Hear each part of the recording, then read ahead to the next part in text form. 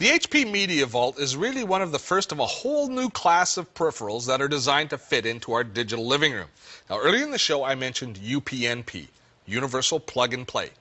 UPnP is a technology standard for automatically configuring our devices for discovering services and providing peer-to-peer data transfer over IP networks. Let me boil this down into simpler terms for you, because that sounds a little geekish.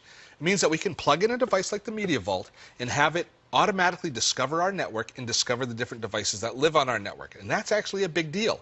Then it will also configure our network so that we can share files and stream content. That, technically speaking, is another huge hurdle. Theoretically, it should make plugging in a media server as easy as it is to plug in a USB mouse. Now, to be frank, it's not quite that easy yet, but I gotta say, it's a lot easier than it ever was before. There's a few things that you need to address in your first installation, mainly relating to your network security. We are, after all, adding a shared network drive. Now, that process used to be the domain of IT departments and totally dedicated geeks. Now, when we first installed it, it was a really simple process walking through the actual physical installation. We plugged in the power, and we plugged the Ethernet port in the back of the Media Vault into an empty Ethernet port in our router. That was it as far as configuring it on the network. Then we installed some software on our computer to manage it. Now, it's important to understand at this point, we weren't installing a peripheral on our computer itself.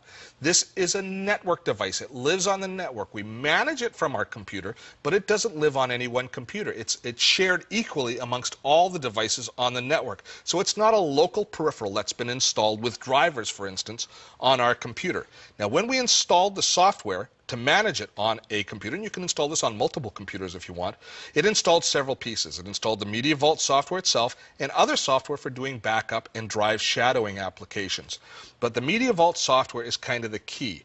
When I first installed it, it took about 20 minutes to set it up in the first place. We had to reboot the system several times for everything to find itself. But once it did, it was a very simple process. I didn't actually have to do very much configuration at all. What it brings me into is this screen here to manage the Media Vault itself. This is like a web browser window that's actually going out and looking at the device on the network rather than controlling a local peripheral. And we can browse our Media Vault, we can assign a drive letter to our shared folders, and we can also customize the Media Vault settings, which is how we actually set it up for streaming content later and not just backing information up. But let's start with just browsing the Media Vault, because this is pretty impressive. As soon as I click on this, out over the Ethernet network now, I'm brought into a shared drive. And it's already pre-configured for what our most common needs are going to be, for backing up our data, for sharing files, for managing a shared printer. Remember, there's a print server built into this, which is a great use. So now one printer can serve the whole family. Then we also have two folders. One of them is a Cinema Now folder, and the other is the media sharing folder. These are really compelling folders. The Cinema Now folder actually comes with a movie already pre-installed in it. If you start downloading movies from the internet and purchasing movies over online services on the internet, you'll store them in the Cinema Now folder, and they'll be accessible by your computer or by your TV over the network if you want to watch them.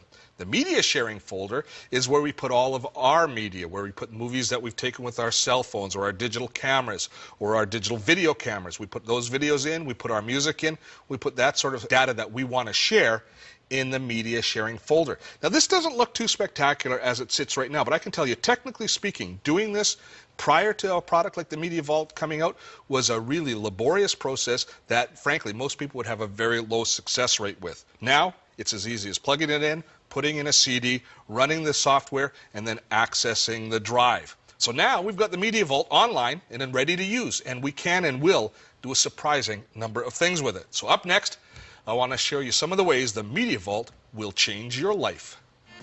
All 26 episodes of Dotto Tech Season 3 are available to borrow at participating libraries. Check our website for details.